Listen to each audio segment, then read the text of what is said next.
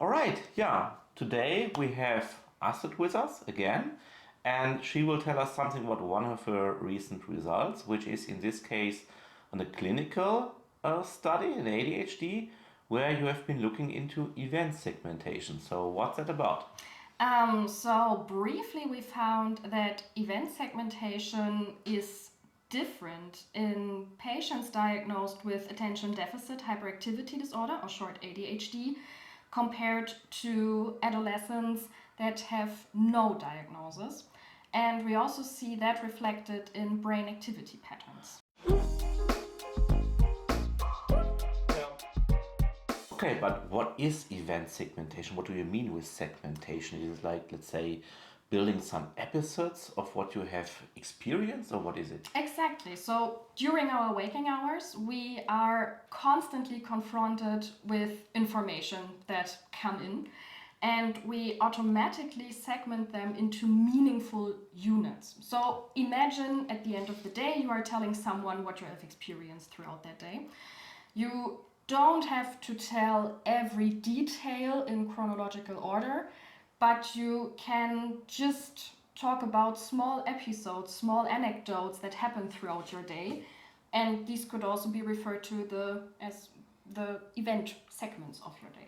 All right, so you are looking into these episodes and how people with ADHD build these episodes. And I could imagine, for example, it may be a difference in how many episodes they build, or is it more or less the kind of information that they're using to build these episodes? So, what's the point in that? So what we found is that it's not the length of these episodes that is different. So it's not that patients diagnosed with ADHD are just having shorter or longer episodes, but it's about the information from the environment they use to say, now something meaningful has ended, and something new starts. So what we saw in the adolescents without a diagnosis is that when more is going on in a situation, more things change, they are more likely to say, now a new situation Sure. is starting. Yeah.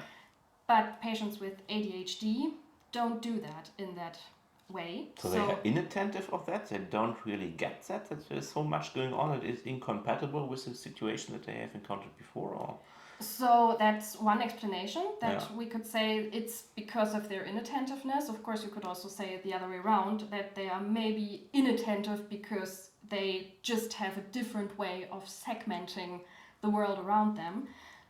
Because, of course, if a situation takes seemingly forever for you because you don't find the end of the event, then of course you become exhausted and things become boring and you pay less attention to what happens. Right, but it is a kind of special information, I think, that's really making a difference between healthy and otherwise people with ADHD.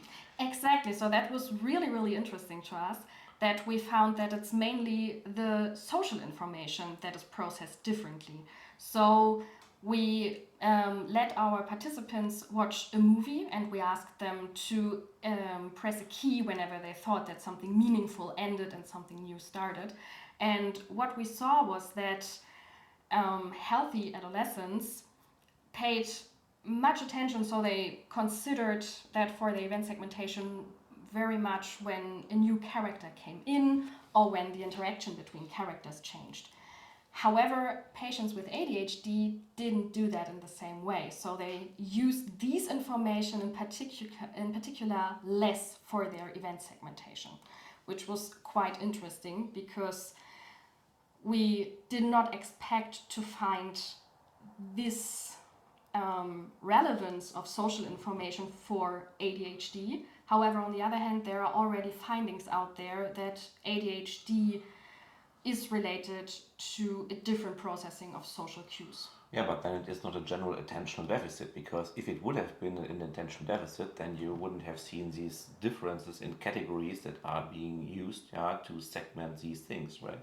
So this is, I think, really very fascinating information. But I could think about, are there any, let's say, differences or ways in the strategy and a neural level, so how the neurophysiological processes are going on in ADHD, that may underlie and explain that pattern of behavior differences? Yeah, so we also saw a different network that was active in the healthy adolescents compared to the patients with ADHD. So in the healthy adolescents, we saw that they mainly used brain regions that during these social changes that are also suggested to be involved in the processing of social information. So they use exactly the brain regions that we think they should use.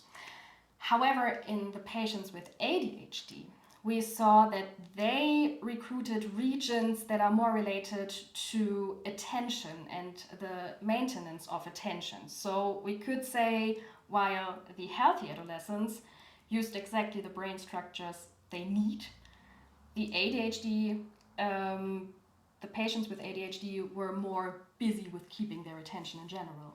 All right, so it is also, let's say, a different strategy, but maybe it's also an head and neck problem. So just because, I mean, they're not using this social information as much as healthy individuals do, probably because they cannot sufficiently recruit these relevant brain regions, or it is the other way around. I mean, this is still to be seen in the future. But is it, let's say, that it is only, let's say, a matter of the activation of specific brain areas, or is it also the way the different brain regions involved communicate with each other? It's also about the communication of brain regions. All so right. in the healthy adolescents, we see that these brain regions that are involved in processing of social information are very closely communicating with each other. Yeah. While in the patients with ADHD, we see that it's more or less a network that is very closely associated with keeping attention. All right, so it is not that only, in quotation marks, the brain structures that are being activated are qualitatively different. It's also a different organization of how the brain communication is going on. So it's a kind of, let's say, a manifold process that's being altered in ADHD and gives rise to these behavioral differences that you see in the sensitivity to the social information, which is, I think, very interesting also because it provides a new, let's say, view on how to conceptualize the deficit in ADHD that's out there and what we see in the clinics, of course, which is really, really interesting. But I could think of, okay, what are the next steps to go to? I mean, now you have shown this, but is it all? No, of course not. So what we plan in the next step is to more closely look at the dimensionality of the symptoms of ADHD.